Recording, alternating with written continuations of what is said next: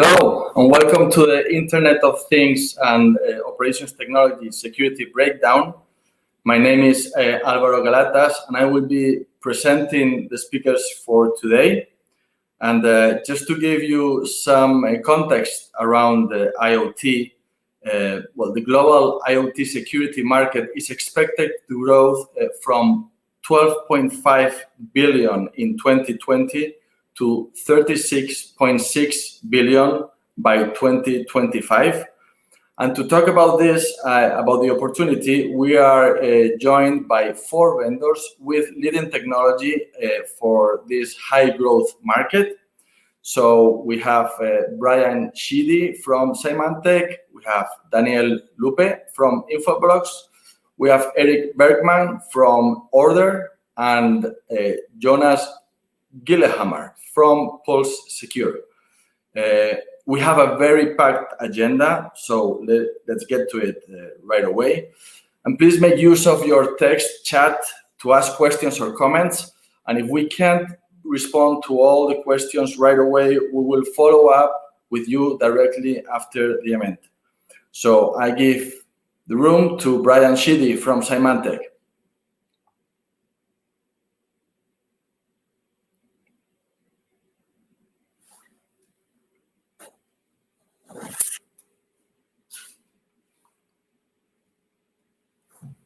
But we're going to concentrate on operational technology and, of course, industrial control systems today.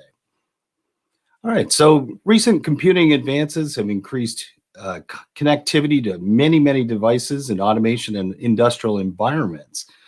So years ago, in these environments, it was pretty darn simple, right? So you really just had to stop the internet from getting in or turn off the internet, if anything, in these devices. And the fact that there really weren't many common infections out there that plagued the environments. Okay, so now times have changed, right? It's a connected world, a lot of IoT devices, and a lot of the devices need connection to the cloud, let's say, for certain updates and so on and so forth. But the downstream impact of these breaches is pretty unacceptable. So infection vectors can be manipulated on ships, in many verticals, power grids, trains, etc. And this causes damage or casualties, and even in sometimes in cases of fatalities.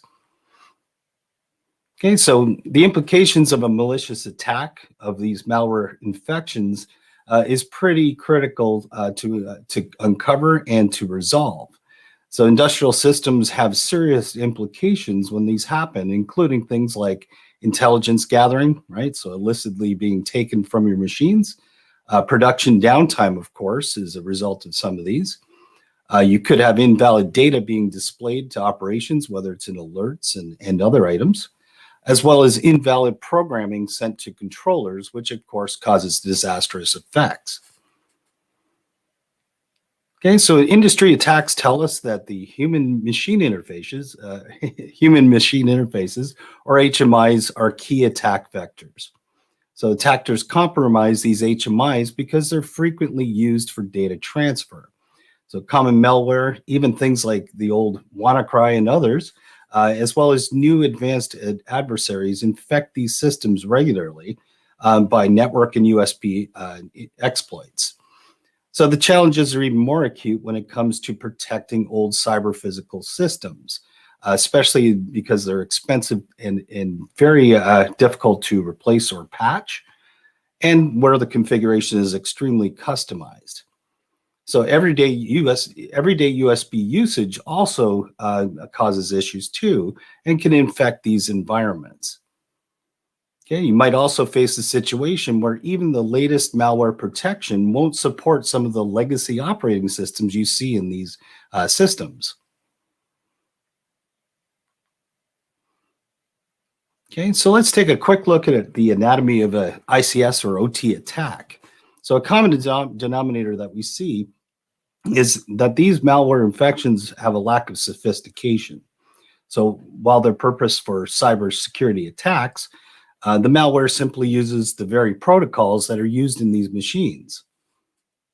Okay, so in the first stage, what we see is the compromising of an internal system. So this can occur through many common means such as email intrusion, watering hole attacks, using Trojanized software, and also through non-portable executables. The second stage involves a pivot to the OT system themselves, so where level 2 and level 3 controllers can be accessed. This typically is achieved through USB transfers, network access, and other methods, and is not a time-bound activity. So the third stage involves gaining access and control to the level 1 controllers like PLCs, where there can be no authentication required, or it allows it to reconfigure logic, and it uses the protocols that are found on the systems against itself. Okay, and stage 4 is simply to profit from that exploit. So as systems are under their control at this time, they can be entirely disabled or changed or reconfigured, and things like alerts or telemetry can be suppressed. Okay, so Symantec uses uninterrupted business operations without requiring you to replace existing systems, equipment, software, or downstream operations. So our endpoint solutions solve a customer pain point with enterprise-ready, proven offerings. So some of our competitors focus on post-attack detection and visibility into these OT systems. More established competitors don't focus on OT. They don't really focus on OT pain points, but instead assume IT solutions will function adequately in these OT environments. So Symantec ICSP, or Industrial Control System Protection, and Critical System Protection, both they're able to see both unknown and known threats. Working together, they protect against stage 1 and stage 2 ICS attacks. So moreover, they build on existing Symantec investments in threat protection. So both the ICSP and CSP products implement control points to protect against USB-borne viruses and malware, as well as network intrusion and zero-day exploits for industrial control systems. Okay, so let's take a look at some of these products here. So Industrial Control System Protection, Neural, is the name of the product, and it's a self-contained aluminum unibody appliance that prevents both known and unknown attacks in OT.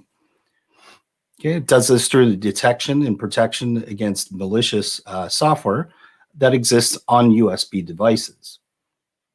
Okay, so for external media transfer, ICSP Neural leverages and visualizes our most advanced Symantec technologies using machine learning stacks that have cross-hatched items with signature, emulation, and reputation to provide the highest levels of protection against weaponized hardware.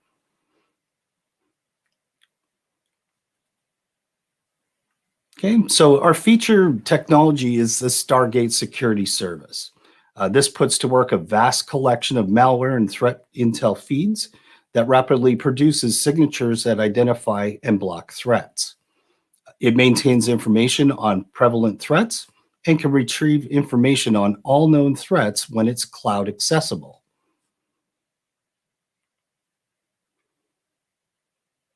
Okay, so samples that we get in of malware, of course, are they're executed in a lightweight virtual machine that has caused it to execute within the emulation, and it allows the threats to reveal themselves within an environment that's protected.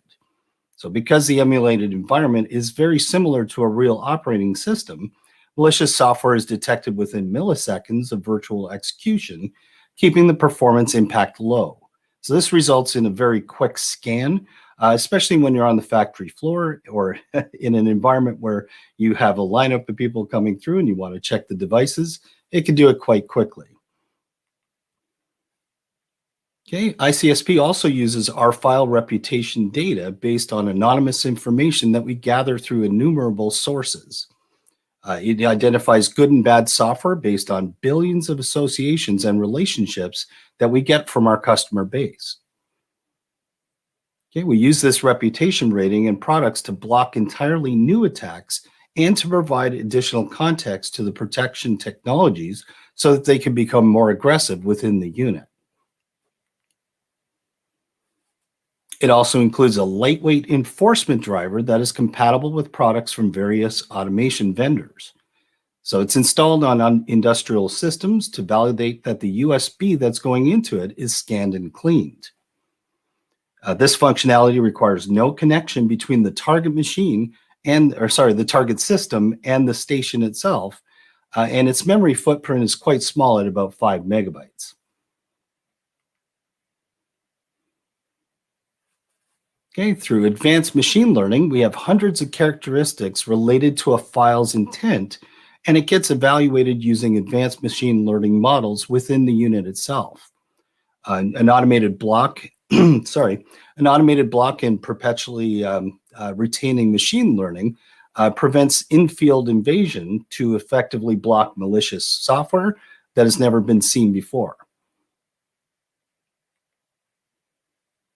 Okay, our Stargate technology also includes an unprecedented deep learning component. It's known as the neural network.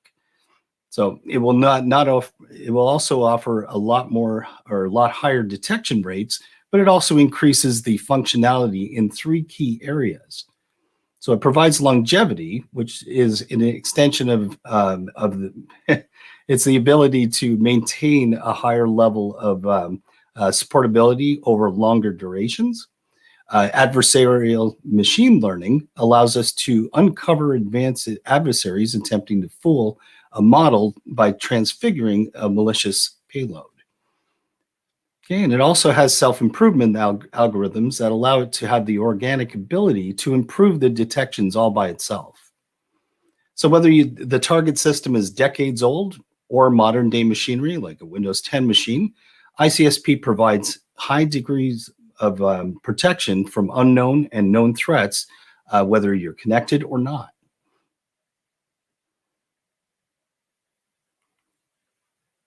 Okay, let's take a look at the critical system protection software. So this itself is a piece of software, of course, that protects your OT machines. It's flexible and compact. It's a behavioral security engine that's built with intrusion prevention as well as intrusion detection features for managed or standalone OT devices. So CSP also uses a signatureless policy-based approach to endpoint security and compliance. This secures devices from known as well as unknown zero-day exploits and attacks.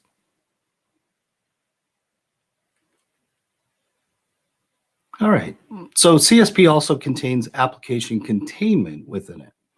So using a proprietary auto isolation technology, CSP restricts applications to sandboxes, and that provides least privilege access required on a per application basis without any code changes or functional limitations. It also sandboxes applications, processes, system, memory, operating system settings, registry settings, as well as PowerShell scripts and network items. Okay, we have a feature called Streamline Application Inclusion Policies. This saves you time by reducing the number of decision points on a policy configuration. It also provides the utmost level of protection for your devices. The policy includes a set of exploit protection techniques, along with system hardening, network firewall, and USB inclusions. So you can use these policies to perform the following actions. You can allow applications, directories, publishers, users, groups, as well as the USB devices themselves. Anti-exploit techniques policies, they include anti-exploit techniques to prevent operating systems from exploits and attacks. The anti-exploit techniques are implemented to detect malware actions. Here are some of the latest techniques added to the Symantec CSP offering. So as you can see here, there are many anti-exploit techniques included, and these are just a few to speak of.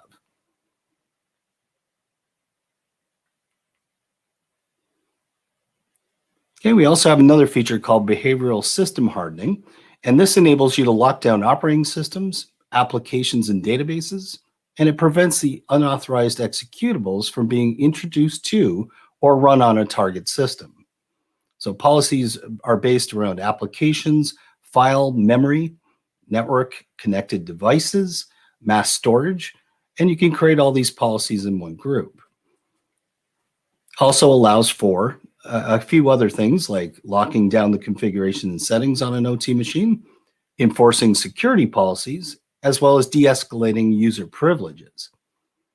So intrusion detection on these units is also provided, and it has thousands of pre-built rules that monitor and harden complete operating systems and require minimal tuning. These monitor files, settings, events, logs, application behavior, and much more. This essentially covers the entire system itself and ensures the immediate detection of any attempted malware or malware actions. And intrusion prevention in this case would provide provide protection from causing damage. So it has granular control over the entire operating system, blocking any attempts at unauthorized behavior and rendering attacks powerless. Okay, so it's also compact and compatible. Okay, so it's optimized for embedded systems that are resource-constrained environments such as industrial control systems and operational technology. CSP can also augment end-of-life or end-of-service operating systems, as well as new operating systems without content, signature, or any need for a cloud connection. It's also qualified and compatible with many automation vendors. Okay, so this is quite a small agent itself, and it includes a kernel-level protection engine that runs in about 20 megabytes on Windows or Linux. It also uses less than 1% CPU utilization when running. It's not resource intensive and provides broad compatibility on any Windows OS since Windows 2000 and can run on a headless or unmanaged mode. It's also lightweight enough to easily protect but not interfere with the day-to-day operations of SCADA or DCS controllers, HMIs, or any other controller.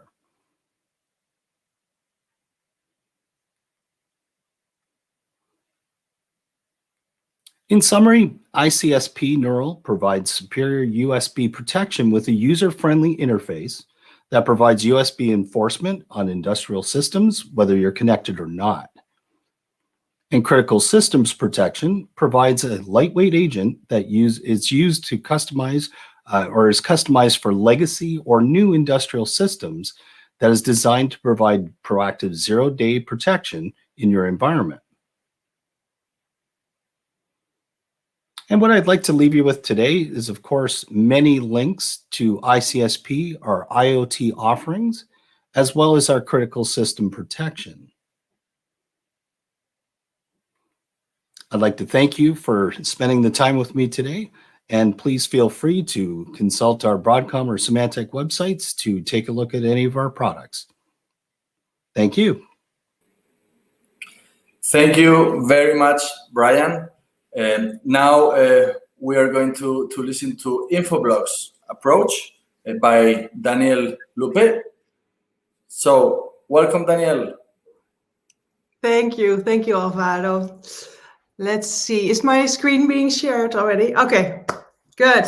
Hi, thank you for joining this session, everyone. I appreciate it that you're spending some time with Infoblox right now. I'm Daniel Lope, I'm a sales trainer at Infoblox, and in the coming minutes, I would like to give you a little bit of a glimpse on how we can help to strengthen and optimize your customer security posture from what we like to call the foundation up. So before diving in that content, I would like to start with a little bit more explaining how Infoblox as a company, to get everybody on the same page about Infoblox as a company. Because some of you on the call or here in the audience, you don't know Infoblox, and some of you know Infoblox, but you know us as this vendor, as this network company, and you might be wondering, what are they doing in a security check? So yes, we started over 20 years ago as a network company by delivering core network services to our customers, which we call DDI. And we also saw over time that actually that network visibility that we're giving to these network teams are so valuable for the security teams as well. So we've been moving into the security space as well. And over time, we also, of course, saw that this switch is happening where the edge and branch offices and these remote locations are becoming increasingly more important, and that core network services and security needs to be delivered there as well. So that's why we also moved into this space where we can scale our solutions for edge use cases. So, and with our portfolio set, we basically, these are like one of the most important business issues that we help customers with. So we are helping them when they're transforming the network as they're moving slowly away from the data center into the cloud. We help customers as they're on these SD-WAN journeys and bringing more visibility and local survivability for these remote and branch offices. And as well using our DDI data, this network context in a security for the security teams as well, which we will go after. We will go talk about in this session.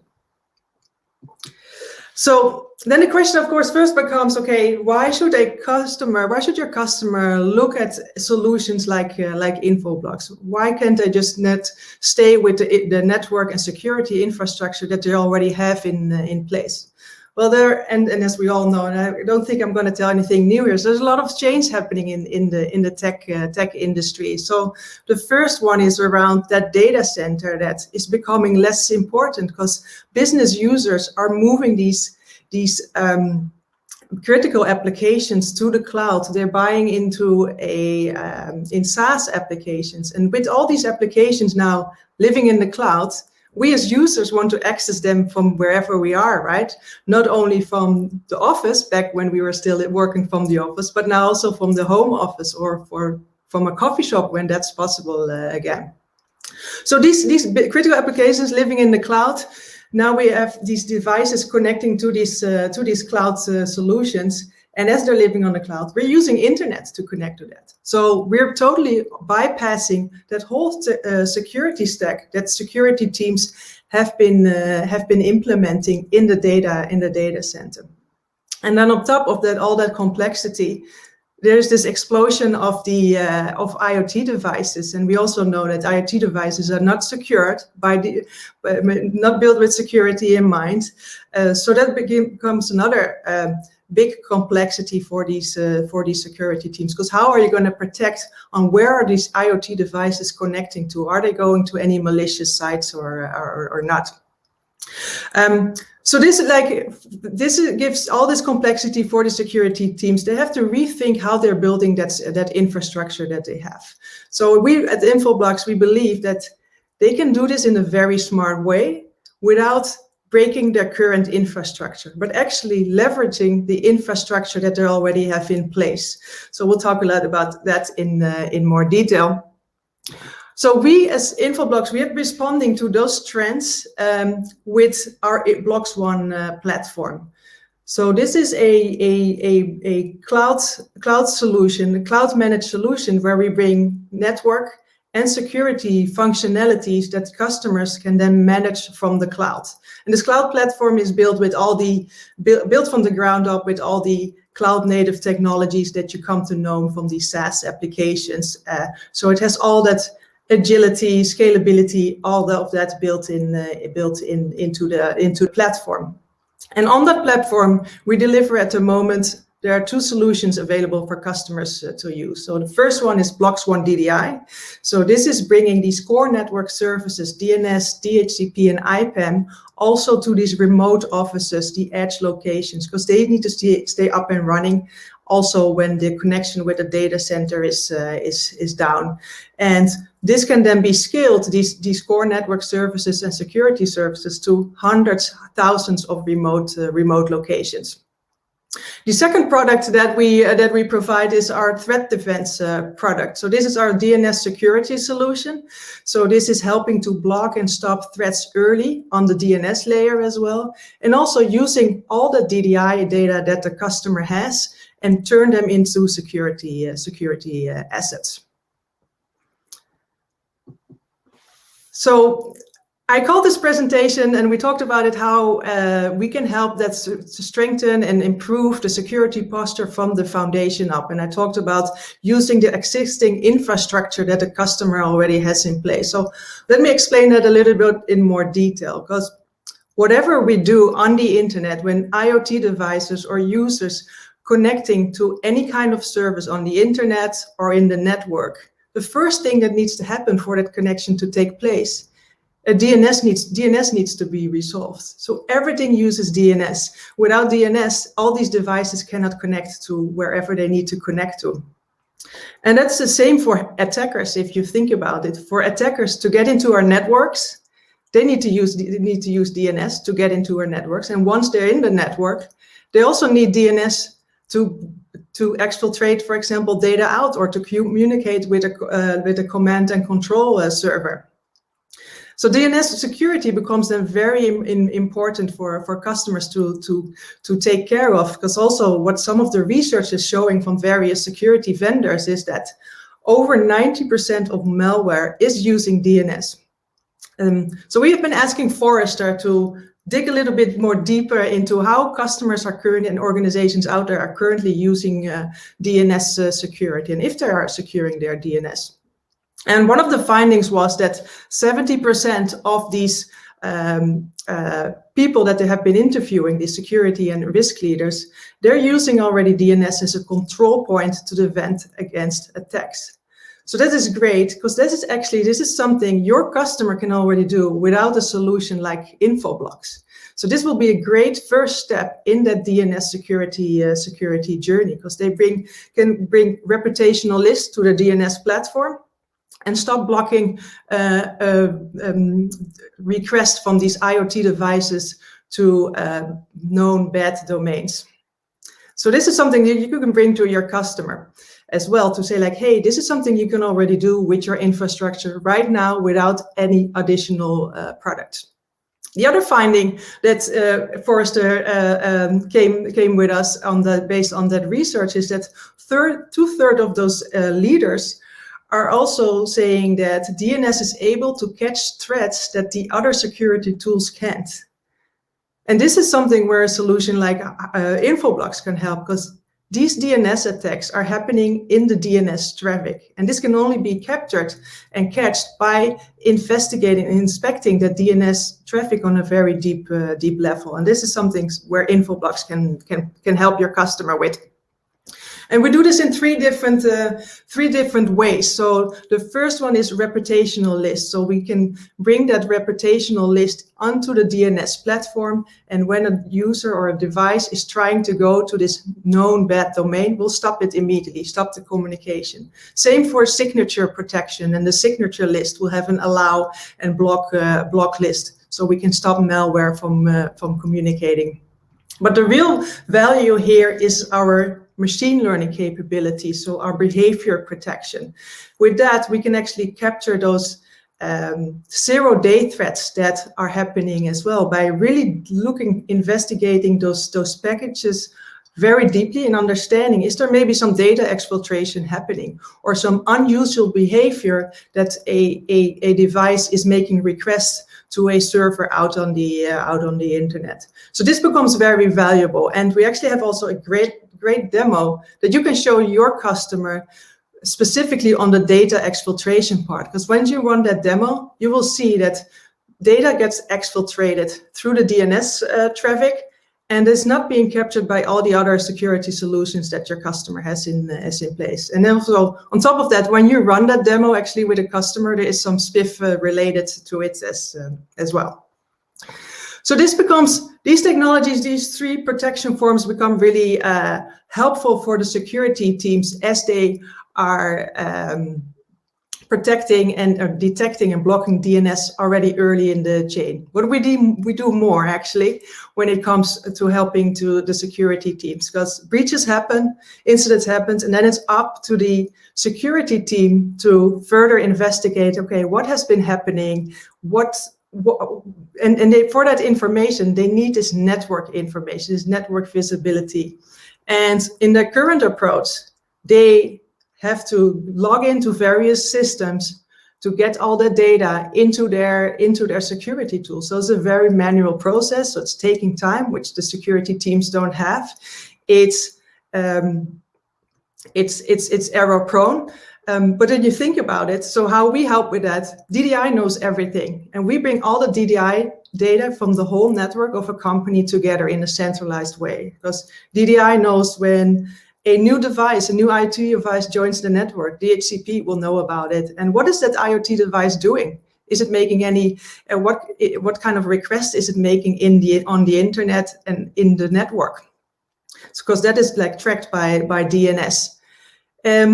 And then once a device is going to a malicious site, then we also know that, and we can use that information throughout the other solutions as well. So we bring all this valuable network context into the hands of the security teams, so they can immediately start acting on it.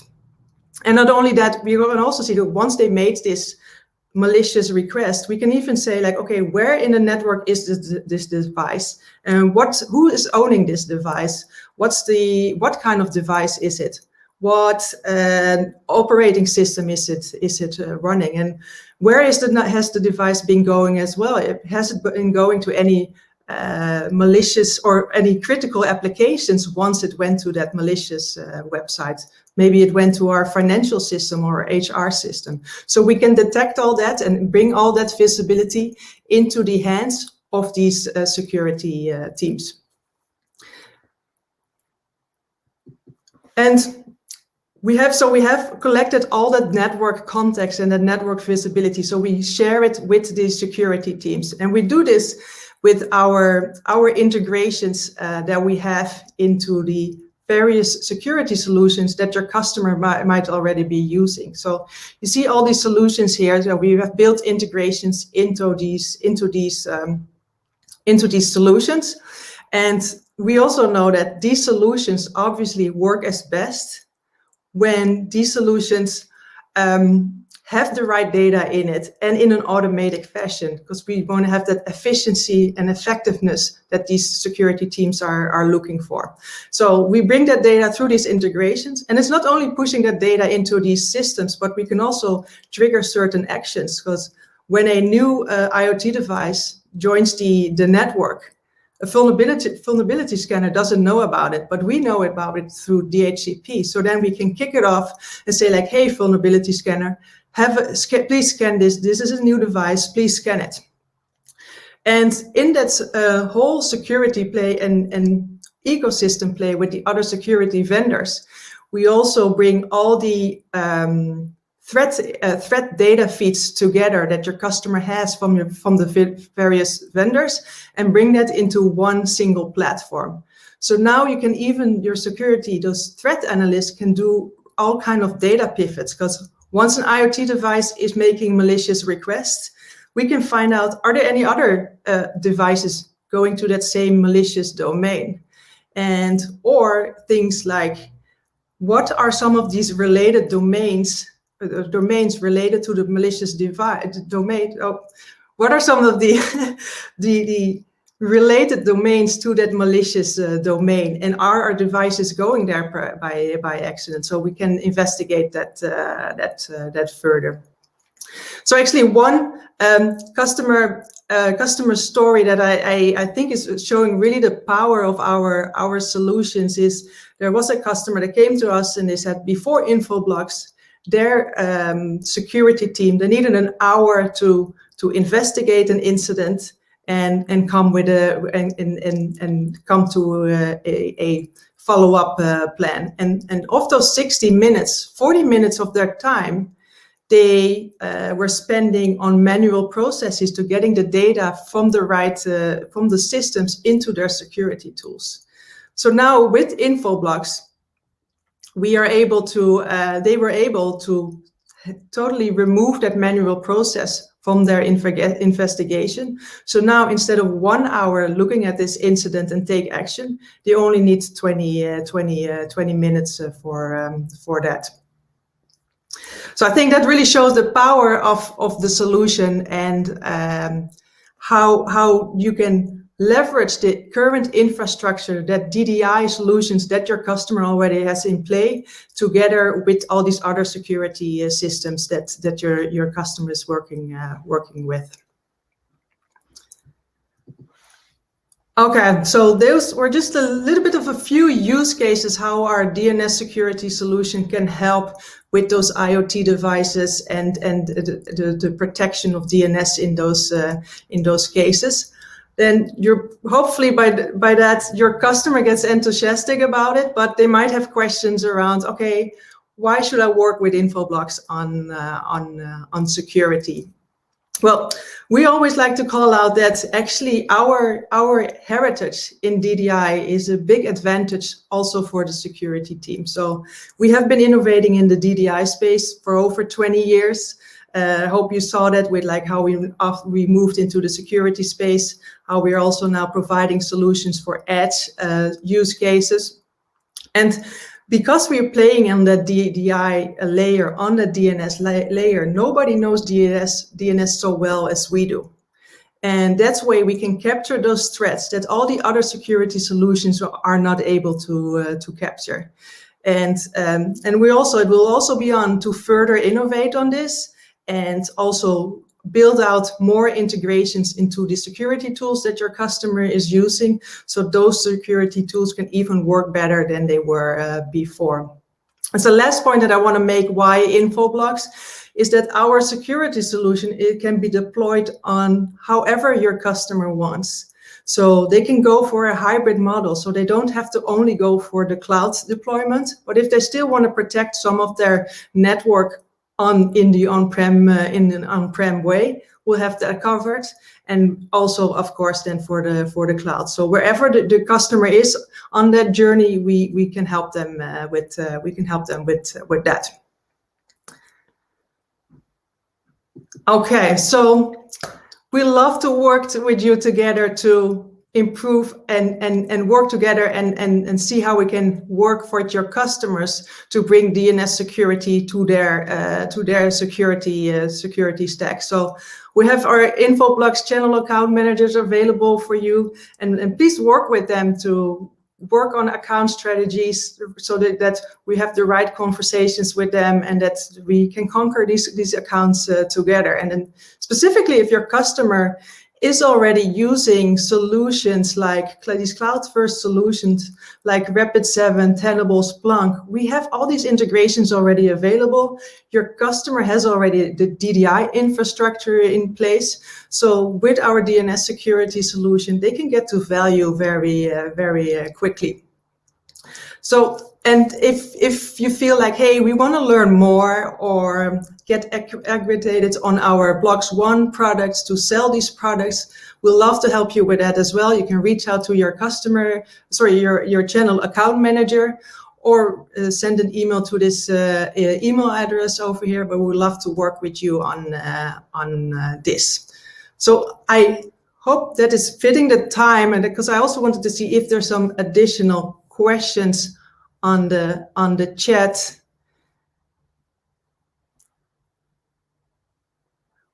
Or things were all very clear. That's even better.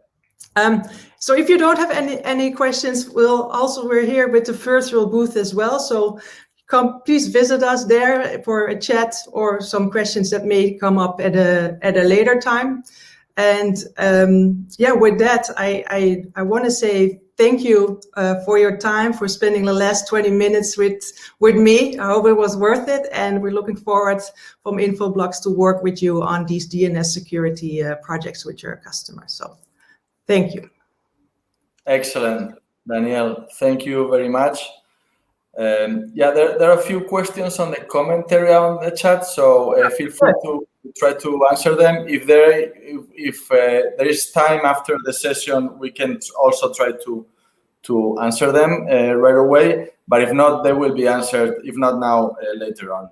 So now we're going to learn about Order through Eric Bergman, Senior Director Worldwide Channel. So Eric, welcome. Really excited to be here this morning. I'm thrilled, and hopefully just from a You can see my screen now, I hope. Yeah. Wonderful. And it's one of the things I just spoke on the panel earlier this afternoon was the importance of interoperability and integration. And I really enjoyed the discussion around info blocks because it's one of the technologies that we also integrate with. You mentioned Rapid7 and other things. And I think as we build, as partners build building blocks out together, it can really provide some excellent value. So very excited to speak today about what Order is doing in the traditional kind of asset build visibility, IoT and OT security realms. We're part of the next generation solution for Order. And there's a very good chance that many of you have not heard about us. So we've rapidly been expanding and growing. And one of the things that's very exciting about Order is where we are coming from. We are coming from some of the leaders of people that build out the network infrastructure. Our chairman of the board was the CEO of Aruba. Our co-founder was the gentleman that wrote the Cisco 2K and 3K switching that so many of you built a business upon. And the reason why this is important is if we look at unmanaged devices that are unable to load an agent, et cetera, the best way to drive is to drive through the process of the network and building out zero trust through various technologies. And we believe that with one platform, in a very passive way, we can start to learn and understand the devices on the network, and then ultimately get to a spot where we can automate and communicate back into enforcement and other sort of situations. The exciting thing for us as an organization, we started off predominantly in healthcare, but in the past year, we've diversified our business to include manufacturing, higher education, and retail. And then I'm very sorry. Can you share slides, please? Because I thought I was there. Slide. I'm not. I'm sorry. Can we try this again? Yeah. Here we go. And how about now? Yeah, it looks like we're okay. Thank you very much. Thank you, Elvis. I appreciate it. Yeah. And where I was going is this diversification of our revenue now, because we're seeing IoT and industrial OT everywhere. And more importantly, we're now starting to make significant inroads into the EMEA marketplace. ZF is obviously a world famous German manufacturing company. We're very excited to be announcing organizations like the NHS and various trusts are starting to use us in the UK. So it's very exciting to see this growth and a great time for us to be partnering as we expand within EMEA. And for us, at the end of the day, we're taking an advantage of the explosion of all the new devices that are being added on to very much an already stressed out network. We all are very familiar with the challenges of additional resources, whether it be people or infrastructure, and then imagine adding 50 billion devices, right? What does this look like? What's the impact? Where do we begin? And that's ultimately what Order is focused on. And if I think about it from a partner business opportunity, separate from the technology, if we think about each and every one of you have been actively involved with driving endpoint strategy for decades, and it's frankly been mission critical to your business model. Well, now we're in a situation where the traditional endpoints, the laptop, the things that you have been building a business on is scheduled to grow somewhere between 5 and 7% on an annualized basis. And then now we're coming to this new idea of unmanaged devices growing at greater than 20%. Imagine your customer ratio, which was 75% a traditional endpoint, is now represents only 25% of the endpoint spend. That is happening. And frankly, it's a competitive opportunity for you all to not only expand against your existing endpoint business, but your customers or new customers that maybe their current provider hasn't been talking to them about how to deal with this incredible growth in IoT. So I think it's an incredible business opportunity. Subset of that is actual IoT security, which we're here to talk about today. And then more importantly, incorporating IoT devices in the context of the rest of the enterprise. Enterprise network access control is a significant business for many of you. but frankly, the technology is not prepared for IoT use cases. How do we build policy? How do we automate that policy effectively? Network segmentation is finally moving from theoretical to production. We are a catalyst for driving faster network segmentation in the environment, starting with core devices moving forward. And then finally, we're seeing a change with how OT networks for decades with legacy equipment where air gapped are actually flattening out. We're seeing OT devices now having to use the traditional IP network for bringing themselves closer to the customer and manufacturing and other things. And we think it's an incredible opportunity for you all to add to this, your business line. And if we also imagine this concept of what it's doing with modern day attacks, attackers are very, very smart at understanding that various IoT layers are building on top of each other, therefore creating possible new areas for exploits or vulnerability. Many of these OT and IoT devices are working off an older embedded OS.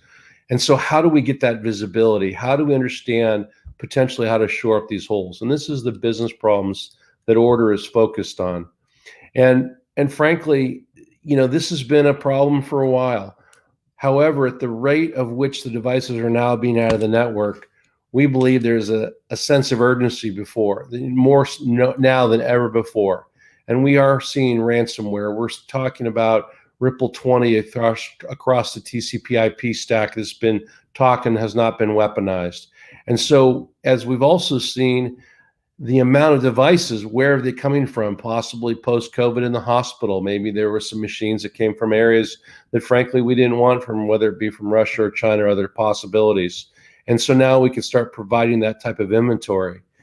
And then ultimately, as I mentioned earlier, Order is speaking to this concept of being a catalyst to start driving segmentation.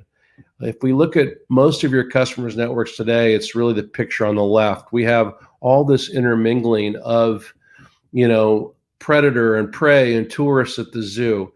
And really for us, segmentation is this concept of putting everything where it belongs, making sure that it's actually not only do we have the cages set up, but the animals are in the cage and the doors are locked. And it's been such a difficult thing to get that all organized. And Order is absolutely a system of record for IoT and OT to start driving that forward.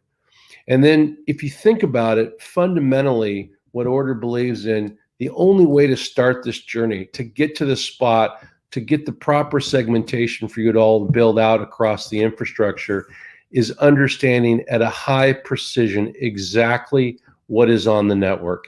And this is where we believe you need to start.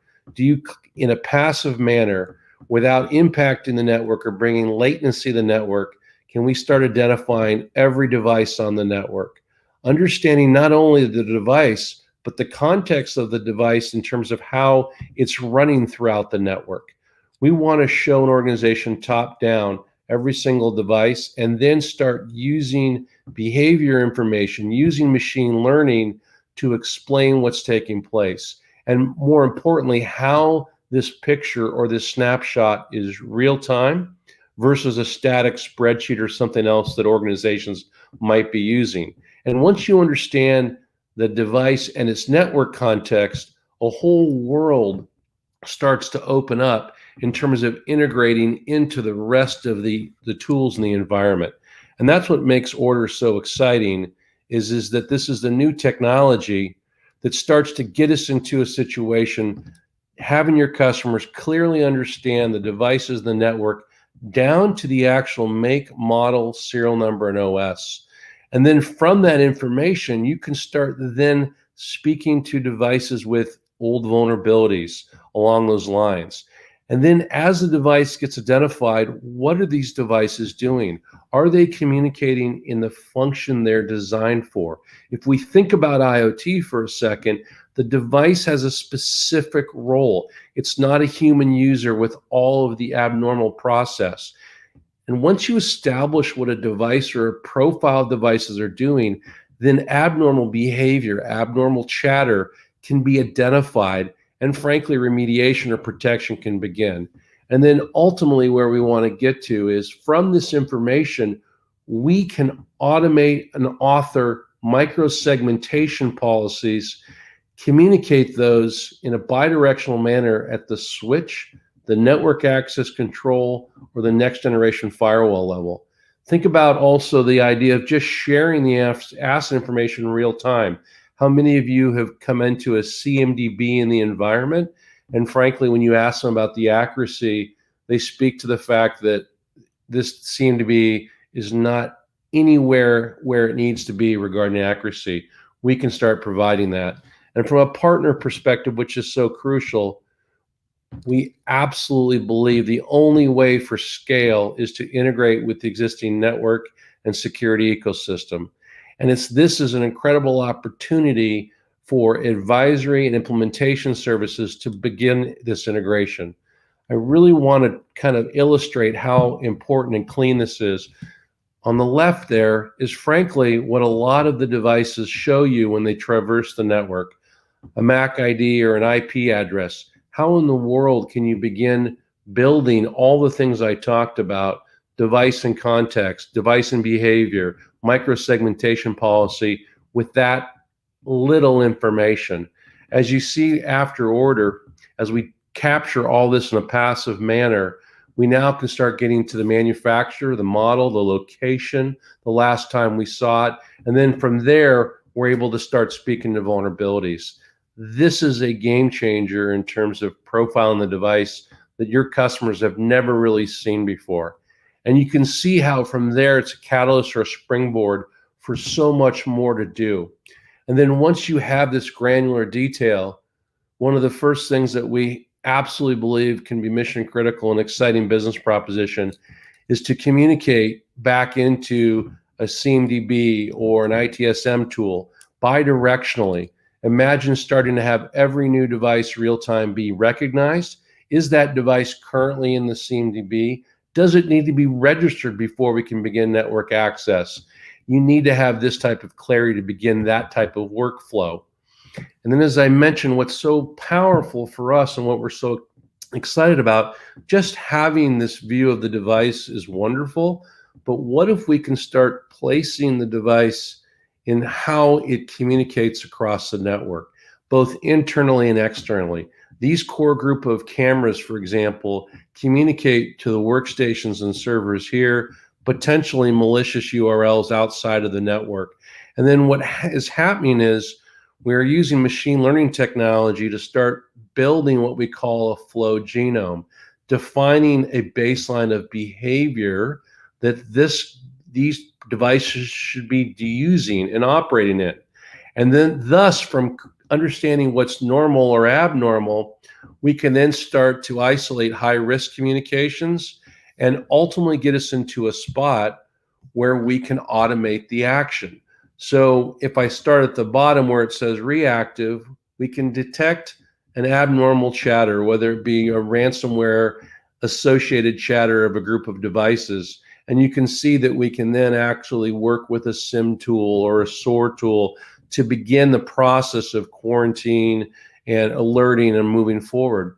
But ultimately, what we think is so important and what we're so excited about here at Order is we can start to become proactive.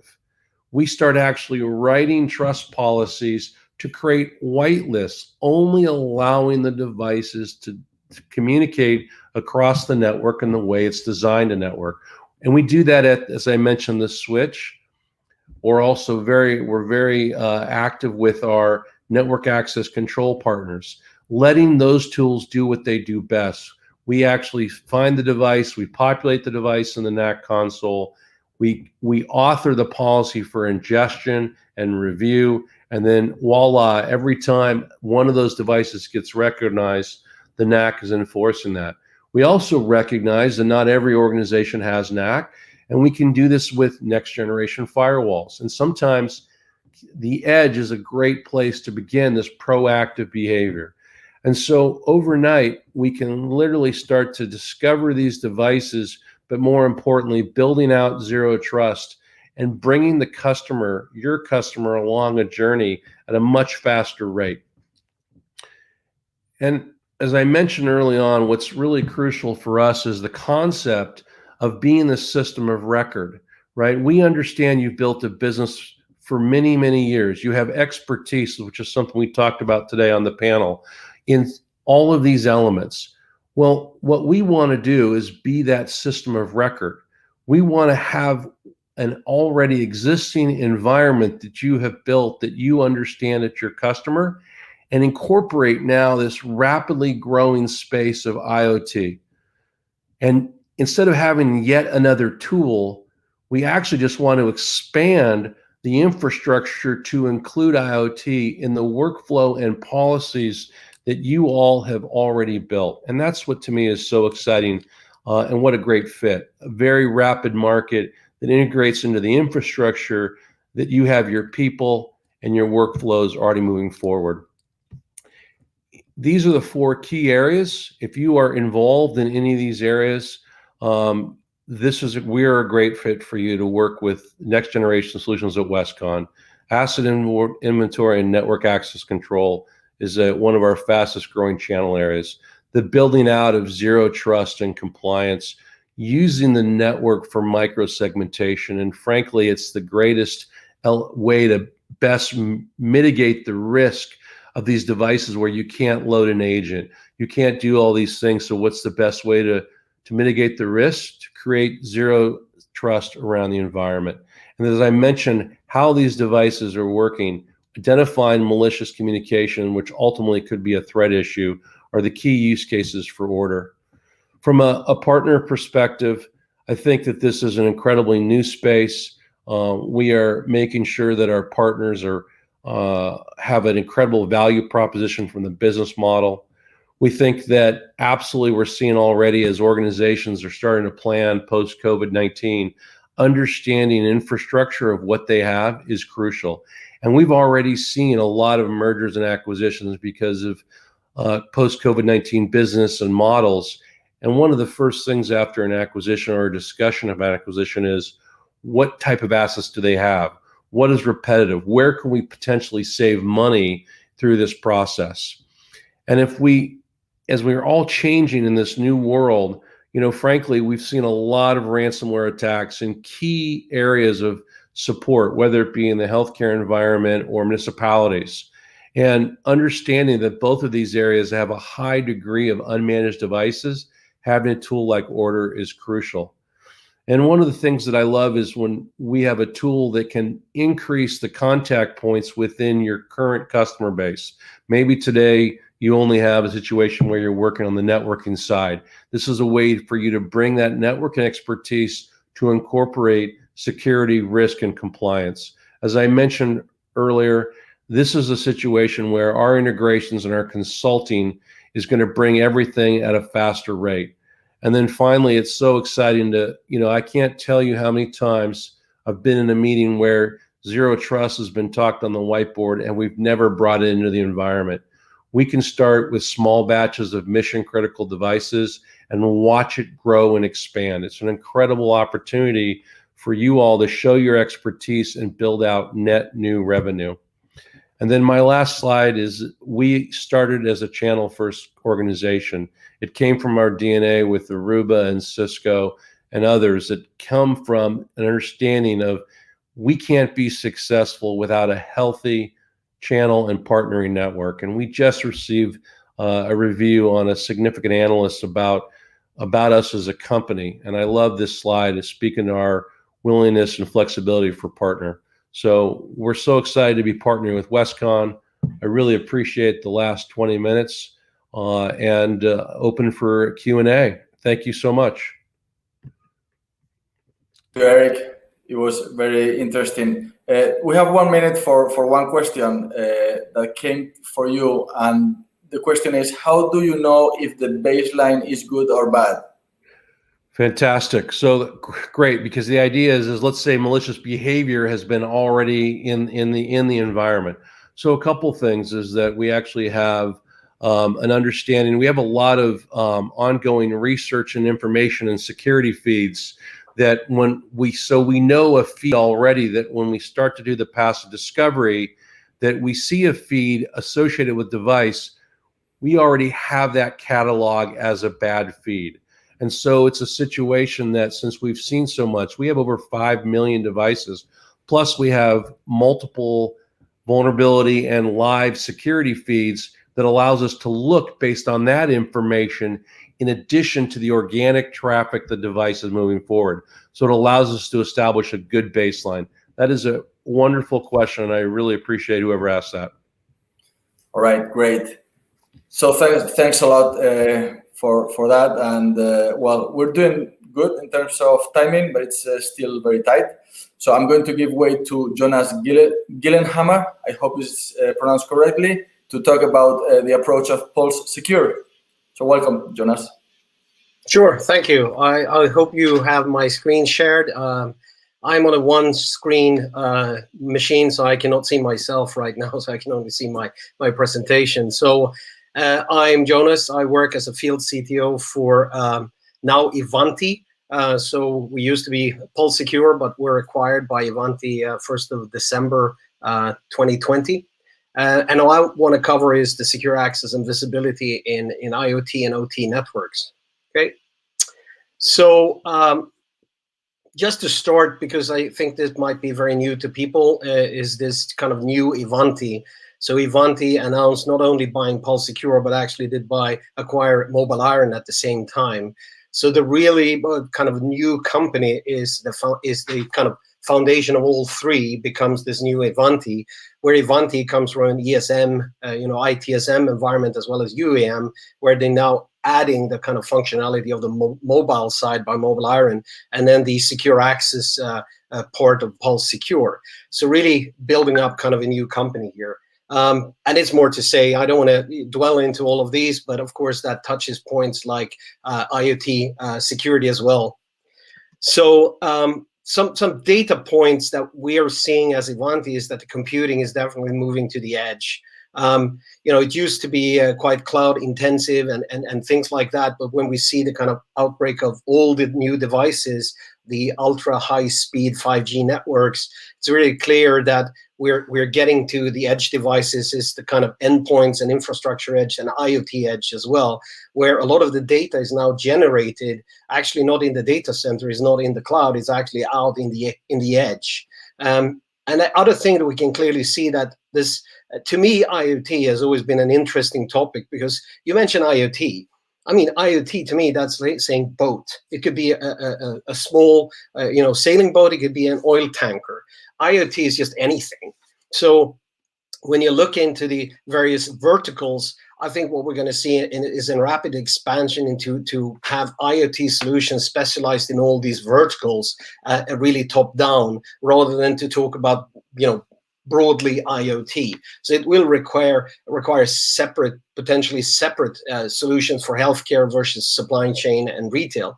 The basic foundation will be the same, but actually then specialized very, very siloed solutions to that. If we look at, and we already heard that from previous presenters, I mean, what's happening right now is this explosive growth.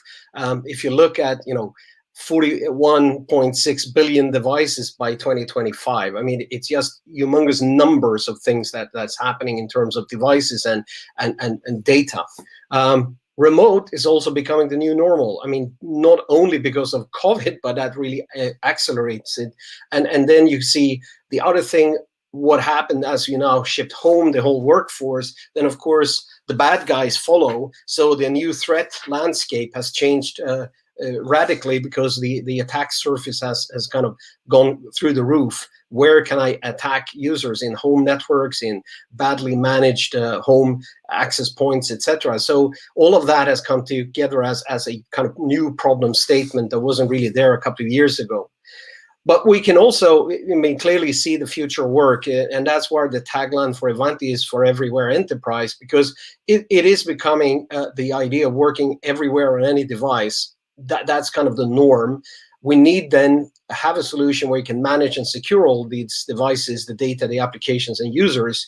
And then you have like Generation Z coming into the workforce, and they have completely different viewpoints on how you access and work in terms of having these different generations. I'm in the generation where I was so happy I got a BlackBerry, and I asked can I install another application? No, it is what it is, and be happy you got one. If you don't like it, I take it back. Now users are bringing in devices which they basically demand to be able to be used for work. So that's really a big shift as well. The IT departments have become more of a service organization that need to kind of give out these services. If we look at Ivanti, though, I mean, I think, and I agree to what's been said earlier as well. I mean, the whole point, if you even ever is going to secure anything, you actually need to know what you're going to secure. So the first phase of everything is discovery. So you really need to, whatever you want to call it, discover, profile, or anything. That's the first and most important piece you have to do. So you have an understanding of what's there, where is it, how can it, what can it do? And then once you have that kind of discovery piece, and there will be both active and passive discovery. I mean, there are definitely some devices that you can get even more data by being active. They have the CPU, they have the OS to be actively kind of discovered. But you'll, of course, also have all these other stuff that is out there. And especially if you're going to bring in the OT. I mean, IoT is talked about to be the new modern stuff, while OT can many times be old PLCs. They're 10 years old. They're communicating with really insecure protocols on very isolated islands, and you can't do anything with them because they will die. And the worst thing with those devices, they might have been placed there 10, 15 years ago, but the expected lifetime is another 10 years. But now we also see new devices that is built on more modern OSs, whether it's Linux or even Apple is going in that direction, or Windows for IoT. And of course, that becomes kind of a different mix of the very, very, latest and greatest new versus the very, very old infrastructures that we now try to see that those are going to get together. Once you have that kind of discovery, it's all about how do you then manage this. It could be client management, modern management, enterprise mobility management, depending on what it is. And also tie that into conditional access, because if as said before, if I'm a camera, the expected thing is I'm talking to mothership cloud for my camera, or back to a server where if I'm a security camera, whatever I am, that could actually be then handled by saying, okay, under these conditions, this device can be allowed to access certain things. But then we can't really trust anything. So we really have to take on that zero trust hat and say, I don't trust anything. What is there? So, and that also is a very wide thing, like patch. Yeah, that's extremely important on things like operator terminals or Windows-based machines, or maybe other OSs. While on a PLC, there's no patching. I mean, maybe there could be a firmware update, but I mean, if you worked in any of those environments in the past, you know that nobody touches a PLC. They do potentially a firmware upgrade to get more feature or functionality. And the partners never dare or allowed to touch those things anyway. So it's very different on which area and which vertical you're looking into. You can really dig as deep as you want, going up to app control and privilege management as well. So that's really the next. And then service management. I mean, if you now have or see an asset, put it into your ITSM, other asset management systems, so you can see them, you can experience them. But also when you see problems, file automatically things like an ITSM ticket and have that work process done. So it's all really where Ivanti is going, and it kind of, I would say, golden grail of things was actually mentioned by the prior speaker as well, as that is not enough. I mean, with this rapid growth and all these things coming around, it's not enough to just have all these different pieces. It will still require a lot of manpower and people just managing all of that. So where Ivanti is moving is to kind of the platform is called Neurons, and it's all about a hyper automation platform. It's there with machine learning, deep learning, and all these other things. But the whole point of it is to come to the point of self-heal, self-secure, and self-service. So really have that autonomous edge where you basically, as you have discovered a device, you can then optimize, you can figure out things. And just as an example, assume you're in a situation where there is a device and it is failing, and you have an analyst looking at it and you figure out what the problem is. The next thing you do is, as you close that ticket, you basically have learned the system that this is a problem with any device like this. So the system just goes out and find all the other equal devices and fix that problem proactively. Why would you wait until that one fails? that means you can actually come to a point where, as you learn, you then just spread that learning to the rest of the devices and come to a proactive, basically self-healing. And the same with self-securing. If we find a security issue, if that might be patching or some other remediation that needs to happen on certain device types, once you learned that, just make sure you do that on all the other devices that you have of the same type or at the same of the same functionality. And then self-service as well, like everything there has to be done by, okay, how can I give a personalized contextual experience? And this is not only about users, it's about devices as well, because they will have a very specific use case that they're in, and not only for security perspective, see that they're doing something different, but also be there to help to enhance the actual use case they're there to do. So things like you discover poor latency or high latency, where you know that service is going to require lower latency, then maybe be able to go in and self-service and heal those kind of things to bring a better experience of that service. Okay.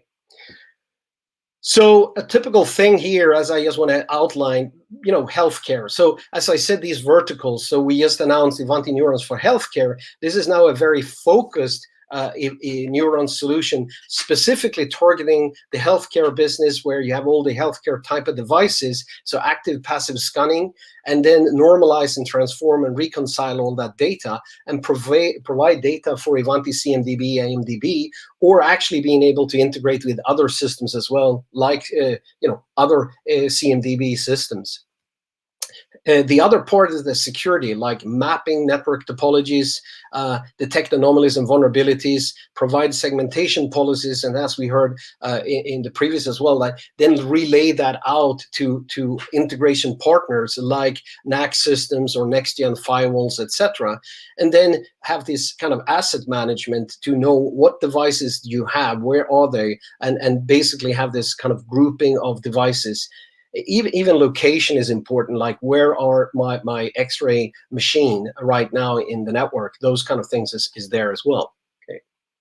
Now, flipping back, as this has been very kind of high level on the kind of neurons and Ivanti, taking it down to the Pulse Secure side of the house, where do we fit into this? So specifically, I picked out a couple of things where it comes to Pulse Secure and how we fit into this IoT and discovery. So we have the profiler, and we have this neurons for discovery. So what we are actually doing right now is building a plugin for the Pulse Secure profiler to feed data up to neurons for discovery. It already has other plugins, so you can talk to AWS for things like that, or vCenter to discover other types of items or other types of things. So it's really a bigger thing in this entire neurons discovery. However, what we can add to that puzzle with the profiler is everything down on the network layer, figuring out the switches, figuring out the network topology, and the actual small things that could be there as well that we potentially could not see earlier. And that integration is there to be a bidirectional integration. So it's not only about us feeding that data up to neurons for enabling ITSM and more compliance and zero trust access control, but also to make use of the data that is already in neurons discovery back to us to make more efficient and better decisions on the NAC layer as well. So it's a two-way street in that sense. We have other integrations as well. So another integration that we have actually done with a couple of customers is Nozomi. So Nozomi is kind of a really next-gen, I would say, firewall for the kind of traditional SDC, SCADA networks, the old OT networks, where they take care of basically segmentation with VLAN and ACLs and create isolation, etc. And what we can do is we can be participating in that by having them basically do that mapping out. We can then bring that data up to us, and we can get alerts, etc. So I'll just give you an example here on that. It's a very messy picture, so I'm sorry about that, but what this really shows is that we have the Nozomi there to actually give us that information and then give us alerts on things that might or might not be correct in the world of Modbus, MBus, Fieldbus, and all these other network environments that are potentially isolated, but they're also very insecure by nature. And then we at the profiler, as we learn these devices, we can then make access decisions. So in this case, for example, a remote GE technician or a Siemens technician can only access their particular systems by us creating an automatic policy, as they're either in this picture on the top, access this remotely, or if there was somebody on-prem that is actually doing this in a NAC environment, we can apply the same kind of policies there to say, okay, as you're this type of user, you should only have access to these devices. So it's also about this service management. So most of what you heard so far has been on how you secure these IoT devices and how you prune them off and make isolation or whatever. So the last thing I want to talk about is the kind of another use case, which is very, very popular, and it has grown, the request has been going through the roof on this COVID-19 situation. And that's more like, what do you do if you're a service guy from Siemens?